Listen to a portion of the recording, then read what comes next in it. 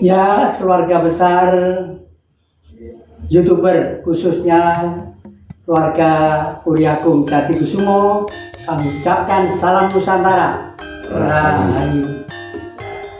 Ya, para sahabat kami yang kami muliakan, tepatnya hari ini saya berada di Istana Gebang, Blitar. Bulan Juni ini adalah bulan Bung Karno bercorak ragam kegiatan, bahkan ada pagelaran wayang Purwo juga atau wayang kulit yang konon dalangnya juga cukup sangat dikenal. Dan hari ini kami bersama dengan salah seorang tokoh yang bergerak di bidang budaya, kalau tidak salah adalah pemimpin dari LP2BN. Biar memperkenalkan diri, kami persilakan Mas.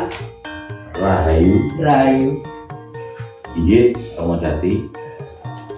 Saya Ki Aris Gito dari Lembaga Pelindung dan Pelestari Budaya Nusantara, yang kebetulan di tahun ini kita dari rangkaian bulan Bung Karno ini melaksanakan acara-acara kegiatan mulai dari 1 Juni hari lahir Pancasila, 6 Juni hari ini lagi persiapan wayangan hari lahir Bung Karno, dan 21 Juni itu nanti Haul Bung Karno, yang kemudian di tanggal 27 di Candi Palah Penataran itu ada kirap Tumplek Agung Nusantara Gotong Royong.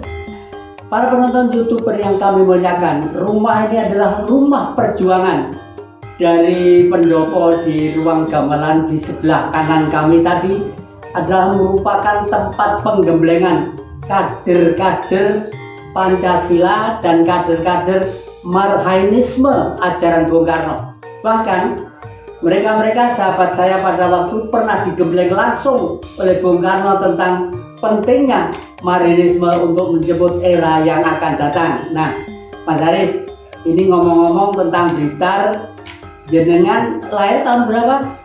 Saya tahun 69 ya. Jadi 62 kalau begitu belum ada ya. Nah, saya ceritakan sedikit ya. Rumah ini dulu pada waktu 1962 pernah siang malam digunakan oleh gerakan yang namanya GSNI, Gerakan Siswa Nasional Indonesia. Waktu itu demo besar-besaran minta PKI dibubarkan.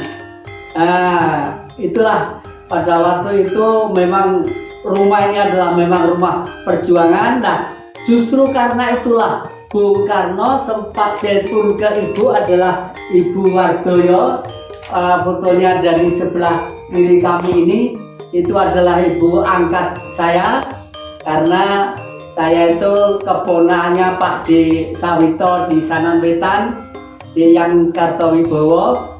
Lalu yuk aku titip Jati kuwi anakku, sekolahnya ben pinter gitu. Lalu sejak SMP saya berada di sini lah.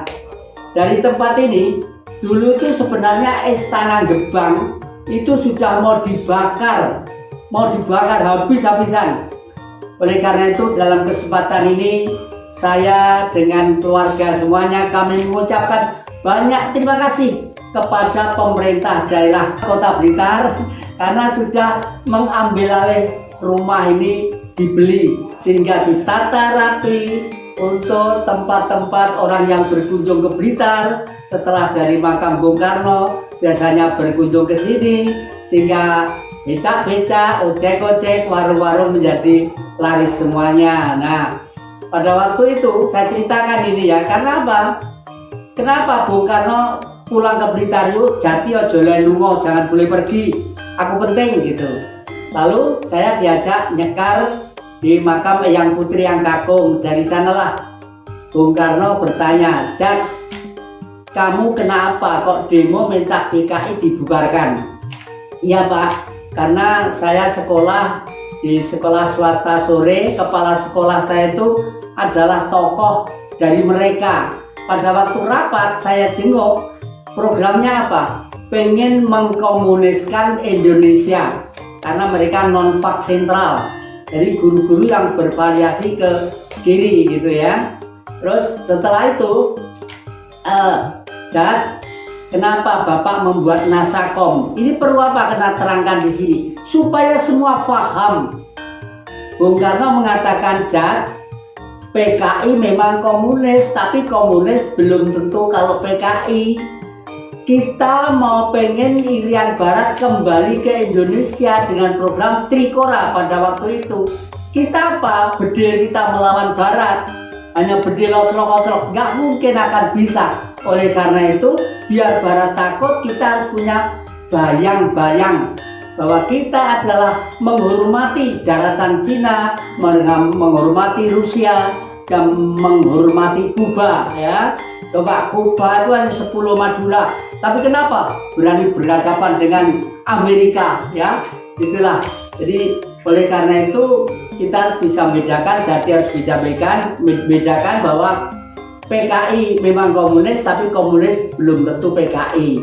Dan ajaran Pancasila dan ajaran Marxisme tidak membenci kepada siapapun ya.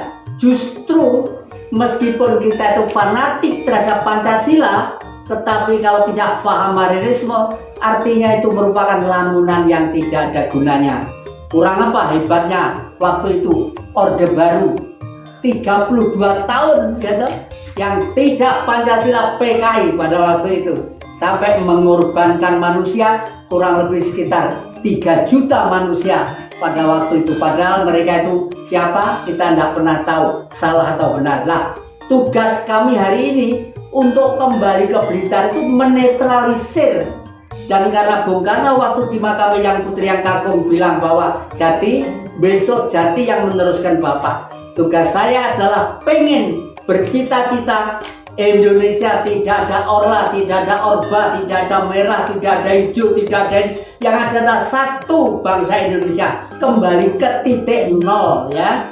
Karena Marxisme itu adalah intisari dari ajaran-ajaran mulai dari Taurat, Zabur, Injil sampai dengan Al-Quran.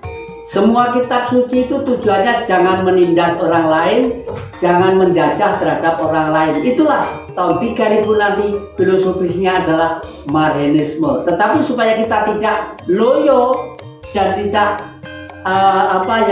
berhenti di tempat, Bung Karno pernah mengatakan pada waktu pengkaderan Marxisme Senayan, Marxisme adalah Marxisme yang diterapkan di Indonesia. Nah, Marxisme itu bukan komunis.